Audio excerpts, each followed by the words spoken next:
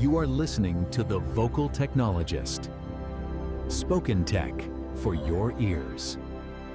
Welcome.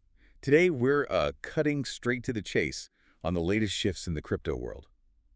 We've pulled together the most crucial updates for you, really looking at recent news and insights just to help you quickly grasp what's actually, moving the needle. Exactly. Our goal here is really to strip away the noise. We want to pinpoint the truly significant developments, regulation, market moves, tech breakthroughs, give you some clarity and context. Okay, let's jump right in then. Capitol Hill, what's been going on? This crypto week seemed to hit a bit of a roadblock. Yeah, it did. A key procedural vote, it failed, blocked 3 pretty significant crypto measures. Which ones were they again? Well, you had the stablecoin framework, a token classification bill, and also that proposed ban on a U.S. retail CBDC.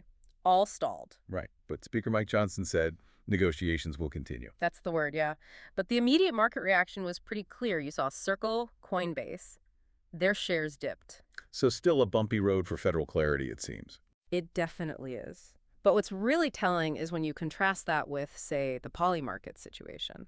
Right. What happened there? Well, both the DOJ and the CFTC formally declined to bring charges. Declined. After all that investigation, I remember reading about a raid on the CEO's apartment. Exactly. Civil probes, criminal probes, that raid back in April. Plus they had that CFTC settlement back in 2022. And Polymarket handled huge volumes, didn't they? Something about election wagers. Massive. Over $3.6 billion in presidential election wagers alone. That's the kind of scale that usually draws heavy fire. So for the agencies to step back, yeah, that's significant. What do you read into that? It suggests maybe a more nuanced regulatory stance is emerging, perhaps a shift from, outright prohibition towards managing risk.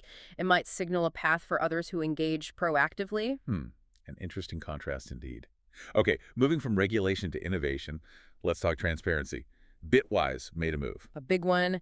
They've launched daily third-party proof of reserves verification for their Bitcoin and Ethereum ETFs. That's BIITB and ETHW. Daily verification, how does that actually work? It means an auditor now checks the on-chain crypto balances every single day and confirms they match the outstanding ETF shares.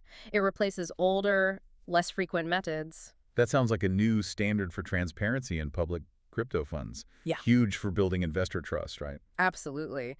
And that kind of foundational trust enables really practical applications. Look at Dakota, for example. Dakota, what are they building? They're creating what they call the first globally accessible business financial account. It's a smart mix, uses stablecoins, U.S. treasuries, but also hooks into traditional banking rails. So what can businesses actually do with it? Well, companies in over 100 countries can open accounts, process all sorts of payments, SWIFT, SEPA, ACH, wire transfers, and stablecoins too, all pretty quickly. Okay, that's broad. Anything else? Yeah, they can issue smart corporate cards and even earn yield, currently up to 4% on their account balances. And it's catching on. Seems like it. They've apparently processed billions in transaction volume just since launching earlier this year. Shows real-world utility. Okay, impressive. Let's switch gears to the underlying tech. The scaling race is always fascinating. What's catching your eye there? Well, Hyperliquid's HyperEVM is definitely one to watch. HyperEVM. Yeah. So it's EVM-compatible, but on its own layer 1 chain. Exactly. It can run Ethereum applications, but it's a distinct base layer. And it's seen really consistent growth since it launched back in February. Growth in what sense? Transactions? Value locked? Both. Transaction volume is up, developer adoption is growing, and its TVL total value locked is now 10th among all layer 1s. Pretty rapid climb. And they've got upgrades coming. Yeah, the core writer upgrade is key. It'll let contracts on HyperEVM interact directly with the main Hypercore platform's perpetuals and order books. That unlocks much more integrated DeFi possibilities. Interesting. And what about Ethereum itself? Still pushing the boundaries. Oh, absolutely. Ethereum's ZK roadmap is incredibly ambitious. They're shifting towards a ZK-EVM-based architecture. ZK, zero knowledge, right? Yeah. What's the goal there in terms of performance?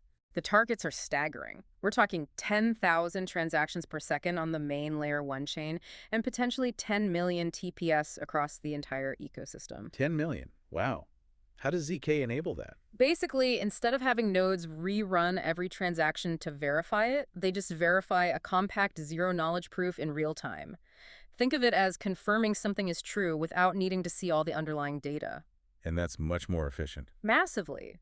The idea is it could eventually make other scaling solutions like optimistic rollups kind of obsolete. Leads to this vision of on-chain abundance where capacity isn't really a constraint anymore. Okay, from grand visions to practical use, let's bring it back to the consumer. Ether.fi's cash credit product seems to be gaining traction. It really does. The numbers are pretty impressive for a new product. They've crossed almost $15 million in total spending volume. 15 million. And I heard June was a big month. Yeah, June alone accounted for about 40% of that total spend. And they added over 1,700 new cardholders just in that month. What are their ambitions? They're aiming high, targeting somewhere between 40,000 and 100,000 users by the end of the year, positioning themselves as a crypto-native alternative to fintechs like Revolut or Robinhood. It's about making crypto spendable, tangible. So, wrapping this up, Yeah. quite a mix of developments. It really is. You see this constant push and pull with regulation, but also this clear drive within the industry for more transparency, like with Bitwise.